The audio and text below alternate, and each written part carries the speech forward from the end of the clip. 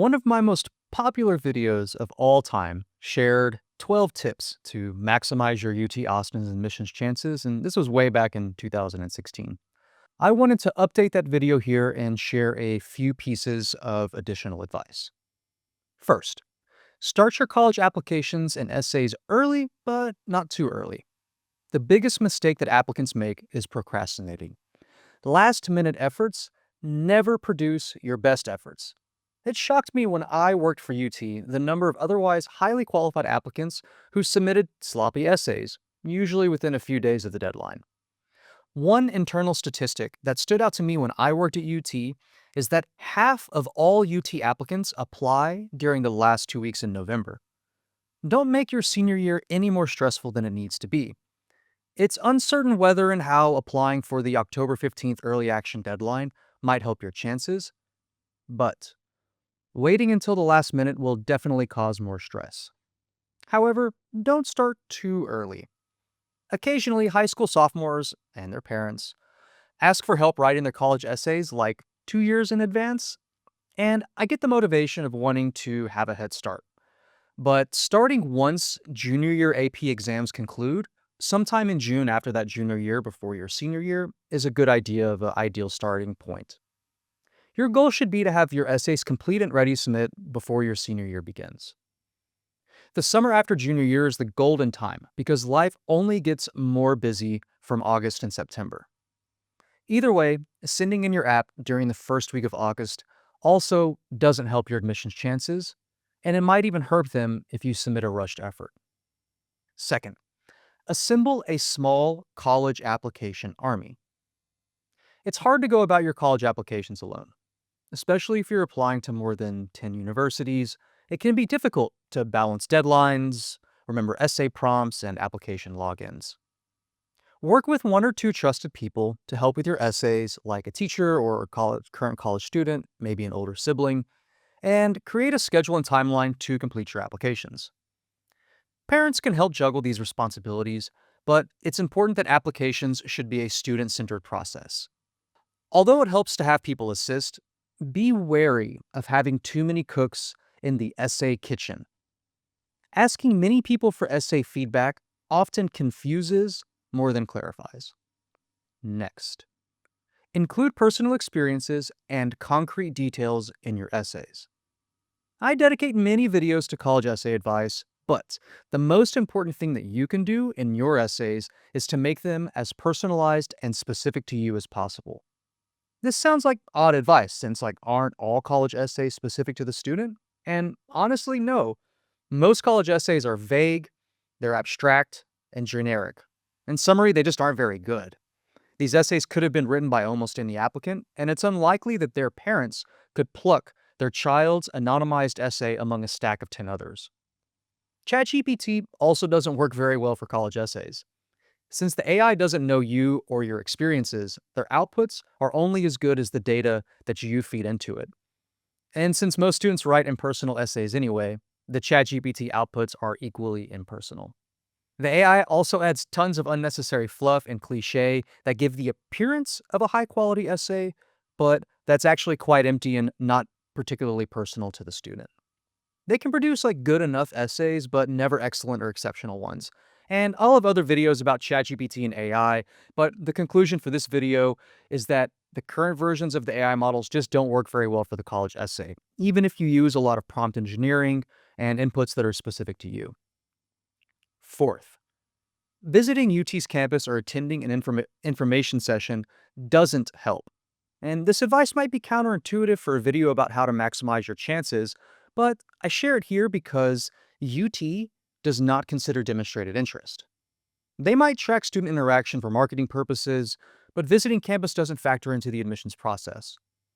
Especially for out-of-state families, you don't need to worry about or go out of your way to visit Austin. And I've saved many families money by cautioning against visiting because they have the mistaken impression that it would help their chances. Look, visit UT or Austin if you have family there, want to attend a football game, explore Austin, or even learn about UT-specific opportunities, but don't go out of your way to visit because you think it'll help your admissions chances. Because it won't. Moving on. Establish a relationship with your high school counselor. Your high school counseling staff can be a great ally in your college search and application process. They may know about scholarships, summer programs, or lesser known opportunities or universities that might be a great fit for you, especially if you attend a large public high school. Consider making the effort to get to know your assigned counselor. Even though they might be super busy, if you make an earnest effort to get to know them or even help them out in their office, it might help limit the stress of your college search and application process. Sixth, choose a first choice major that you actually want. UT admits applicants based on their choice of college or school, and they do not admit students to the university in general. So, on the one hand, some majors genuinely are extremely competitive, like computer science, electrical computer engineering, neuroscience, biomedical engineering, architecture, nursing, and so on. However, since UT is trying to maximize its 4 year graduation rate, and since major changes sometimes put students behind graduating, they make it very difficult to change your majors to those most in demand programs. On the other hand, some students want to enroll at UT by any means necessary, which I understand. So they apply to less competitive non STEM majors like communications, liberal arts, education, and social work. There are even some STEM majors that are a little less competitive, like civil and architectural engineering, petroleum engineering, the Jackson School of Geosciences.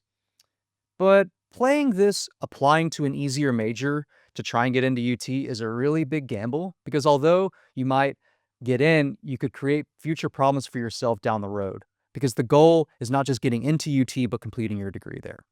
7. Don't get lost in the details. Especially on Reddit and College Confidential, I see students drowning in the minutiae. They worry about marking down 45 versus 50 volunteer hours or whether to take AP chemistry rather than honors, or they fret over minor errors that they've made on their application and essay and resume submissions. However, college admissions is about the bigger picture. Reviewers will likely spend no more than 10 minutes reviewing your application.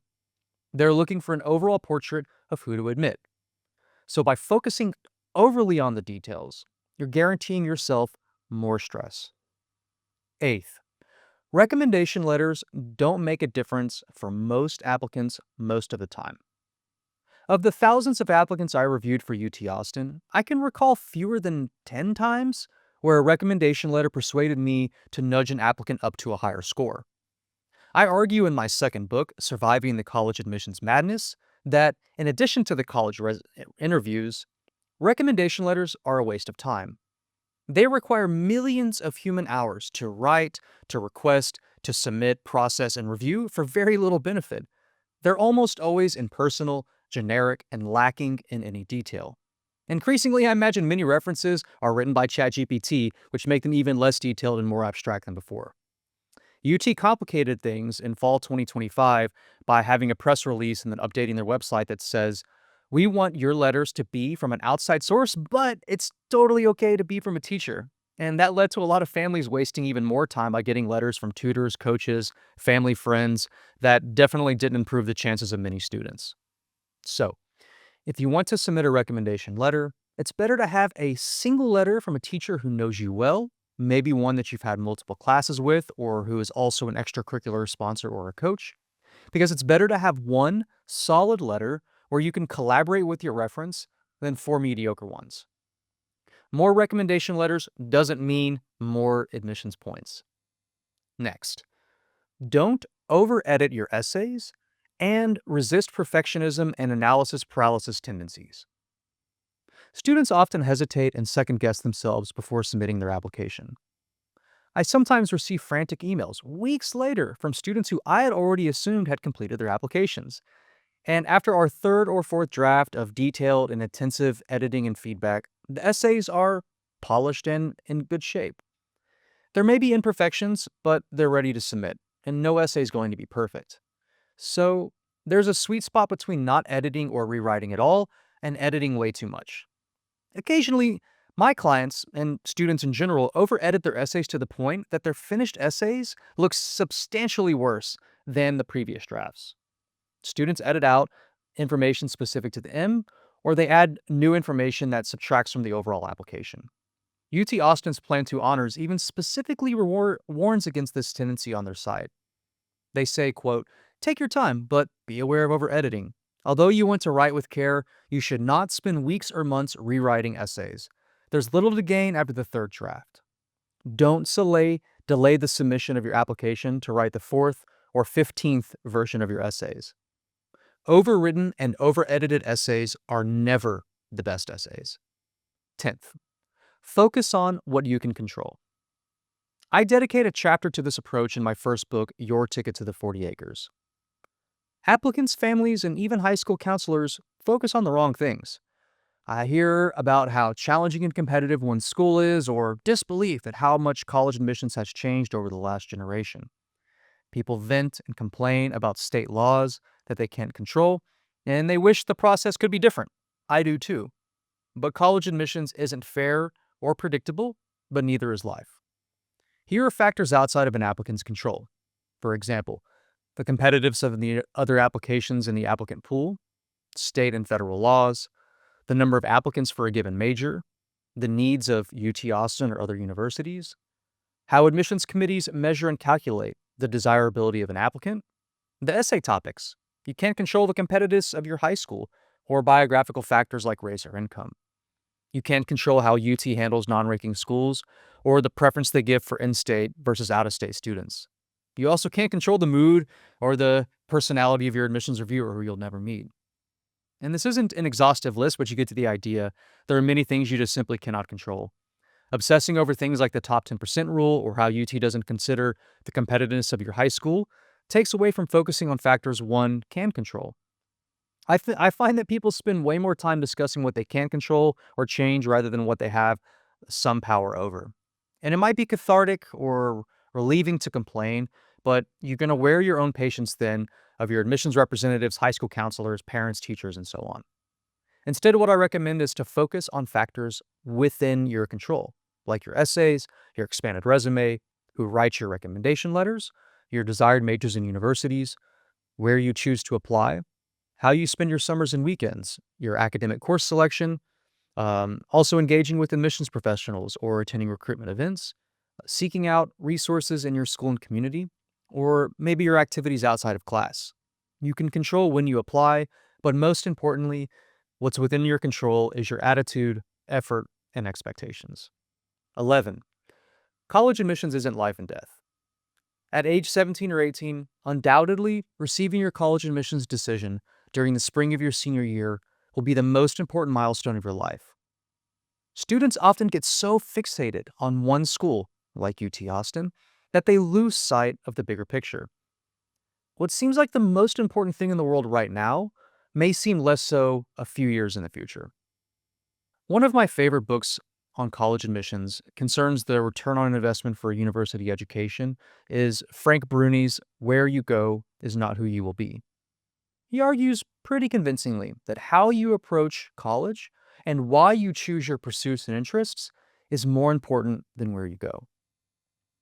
Most importantly, don't let college admissions, which is an uncertain, unpredictable, and often unfair process, define who you are. On the other hand, many students gain admission to their dream school, like UT, only for it to become a nightmare. A few times each year, I receive reports from former clients. Maybe I'm working with their younger siblings who say that UT just isn't working out. And especially for schools like the Ivy League or equivalent like Stanford or MIT, the hyper-competitive environments can be very toxic. I even had a student the other day who's at Harvard right now asking about transferring to UT. So if you don't get into UT, it isn't the end of the world. It might not have worked out anyway. 12. Submit it and forget it. Once you submit your application, there's nothing to do but wait. You're going to stress yourself out going back and reading your essays and inevitably finding some errors or potential areas of improvement. And sometimes students ask what they can do to improve an already submitted application, and the answer is nothing. Finally, be flexible. It's important to keep an open mind to the universities you are willing and excited to attend. It matters less, like Frank Bruni said, where you go than what you do once you arrive. There's over 4,000 universities in the United States, but unfortunately the public fixates on the same 40 or 50 schools that dominate rankings like US News and World Report. Especially in Texas, I understand. I have a YouTube channel and a brand based around it that it's the dream for tens of thousands of students to be Longhorns, maybe like their parents and grandparents. But the reality is that UT can only admit about 18,000 students each year among the more than 90,000 applicants who apply, aiming for an enrollment freshman class of around 9,000. And you can't control your admissions outcomes. And like I've reiterated throughout this video, you can only control your attitude and outlook for the future.